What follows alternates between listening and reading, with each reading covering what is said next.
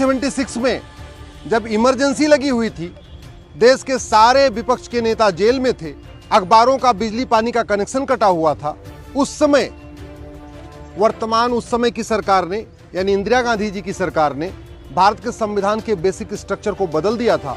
Preamble में 2 शब्द जोड़ दिया था, सोशलिस्ट और सेकुलर। उसी को हमने सुप्रीम कोर्ट में चैलेंज किया हुआ है। आज इस पे सुनवाई हुई है। हमने पूरा इसका डिटेल ब्यौरा दिया है कि क्यों जरूरी है भारत के संविधान के प्रियम्बल से सोशलिस्ट और सेकुलर शब्द को निकालना। संविधान में संशोधन के 2-3 तरीके होते हैं। एक संविधान का संशोधन होता है सिंपल मेजोरिटी से, लेकिन ये जो सेकुलर शब्द जोड़ा गया तो सिंपल मेजोरिटी से भी नहीं जोड़ा गया, क्योंकि उस समय कोई अपोजिशन था ही नहीं। केवल और केवल कांग्रेस के ही सांसद संसद में थे, विपक्ष के नेता तो कोई थे नहीं, या तो जेल में थे, या अंडरग्राउंड हो चुके थे, या विदेश भाग चुके थे। तो फिर इस पे चर्चा कैसे हुई?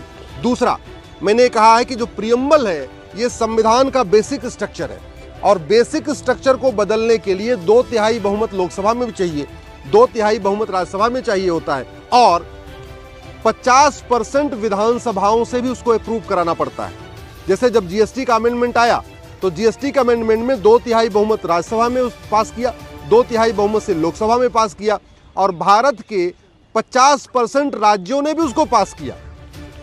जबकि संविधान के प्रियम्बल को बदलते समय न तो राज्यों ने इस पे अपना कंसेंट दिया, न राज्यों ने मुहर लगाई, न उस समय कोई अपोजिशन था, सारे लोग जेल में थे। इसलिए ये जो संशोधन किया गया है प्रियम्बल में, और वो भी उस शब्द को डाला गया, सेकुलर शब्द को, जिसको संविधान सभा ने 3 बार पहले रिजेक्ट कर दिया था। बाबा साहब अंबेडकर ने बहुत स्पष्ट कर दिया था इसकी कोई जरूरत नहीं है। संविधान सभा में 3 बार ये प्रस्ताव आया कि प्रियम्बल में सेकुलर शब्द जोड़ा जाए, और संविधान निर्माताओं ने 3 बार उस पर पूरी चर्चा किया और चर्चा करके रिजेक्ट कर दिया।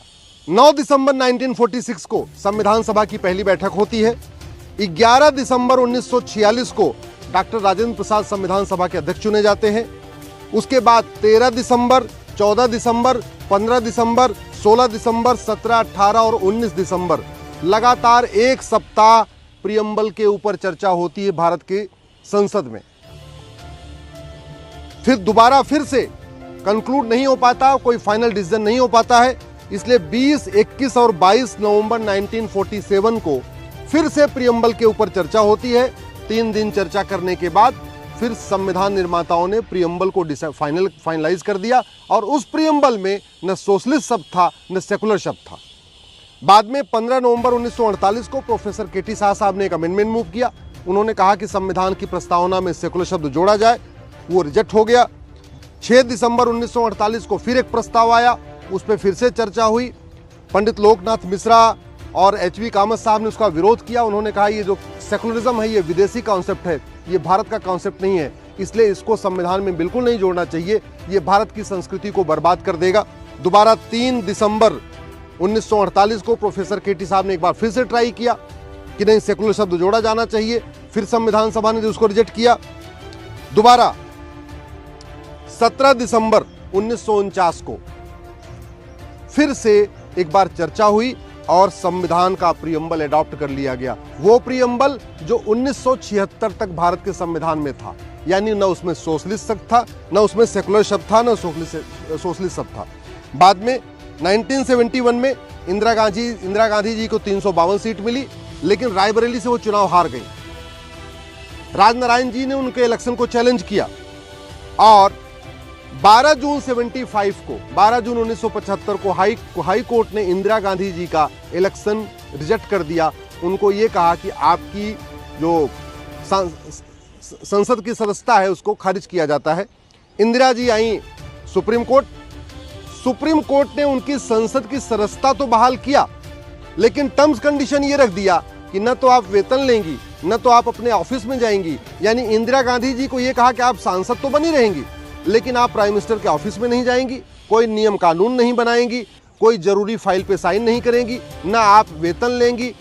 ये सारी कंडीशन लगाने के बाद उनकी सदस्यता बरकरार रखी, और उसी में गुस्से में आके 24 जून को सुप्रीम कोर्ट ने सारी टर्म्स कंडीशन लगाई, और अगले दिन 25 जून को इंदिरा गांधी जी ने इमरजेंसी लगा दिया। आपने देखा होगा कुछ दिन पहले केजरीवाल जी को जमानत देते समय भी सुप्रीम कोर्ट ने टर्म्स कंडीशन लगाई थी। उसके बाद उन्होंने मुख्यमंत्री पद से इस्तीफा दिया, लेकिन इंदिरा गांधी के ऊपर जब ये टर्म्स कंडीशन लगाई गई तो इंदिरा गांधी जी ने इस्तीफा देने की बजाय भारत में इमरजेंसी घोल लगा दिया, सारे विपक्ष के नेताओं को जेल में डाल दिया, अखबारों का बिजली पानी का कनेक्शन काट दिया और पूरे देश में पुलिस ने पूरी तरीके से जो आदमी विरोध कर रहा था उसको जेल में डालना शुरू किया। उसके बाद 18 मार्च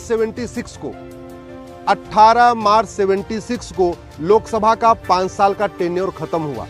आज मैंने माननीय सुप्रीम कोर्ट को यही कहा है कि जब 18 मार्च को 76 को लोकसभा का टेन्योर खत्म हो गया और लोकसभा को विल ऑफ द पीपल कहते हैं, यानी विल ऑफ द पीपल मार्च 76 में खत्म हो गया, तो फिर ये बाद में दिसंबर में सेकुलर शब्द जोड़ा किसने? मैंने माननीय सुप्रीम कोर्ट से भी कहा है कि प्रियम्बल भारत के संविधान का एम्स एंड ऑब्जेक्ट्स है, ये basic structure of the constitution है। और सबसे बड़ी बात, प्रियम्बल पे बाकायदा डेट पड़ी हुई है 26 नवंबर 1949 की।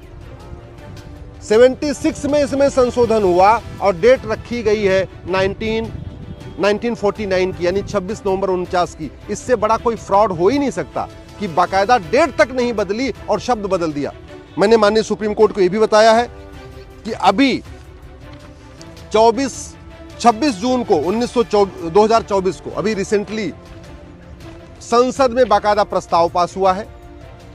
इस साल 26 जून को जबकि इमरजेंसी का 50 वर्ष पूरा हुआ तो लोकसभा में प्रस्ताव पास करके जो इमरजेंसी थी उसको अनकॉन्स्टिट्यूशनल डिक्लेयर कर दिया। जब इमरजेंसी अनकॉन्स्टिट्यूशनल हो गई तो इमरजेंसी के द्वारा जो कुछ नियम कानून बनाए गए वो भी अनकॉन्स्टिट्यूशनल हो गए। जब पूरा का पूरा जो टेन्योर था इमरजेंसी का, जब वही असंवैधानिक हो गया, वही अनकॉन्स्टिट्यूशनल हो गया, तो उस समय जो नियम कानून बने गए, जो प्रियम्बल में संशोधन हुआ, वो भी असंवैधानिक है। दूसरा, मार्च 76 में टेन्योर पूरा हो चुका था लोकसभा का। मार्च 76 में लोकसभा का 5 साल का टेन्योर पूरा हो गया और ये जो प्रस्ताव आया ये तो 2 नवंबर 1976 को आया, यानी मार्च में टेन्योर पूरा हुआ और नवंबर में ये संविधान में संशोधन हुआ। लगभग 6 महीने के बाद, 6 महीने के बाद, उस समय विल ऑफ द पीपल था ही नहीं, लोकसभा का टेन्योर पूरा हो चुका था। तो ये कौन लोग थे जिन्होंने संविधान को संशोधन कर दिया? इसलिए इसको ओरिजिनल प्रियम्बल को रिस्टोर करना जरूरी है। माननीय सुप्रीम कोर्ट ने सारी बातों को सुना है।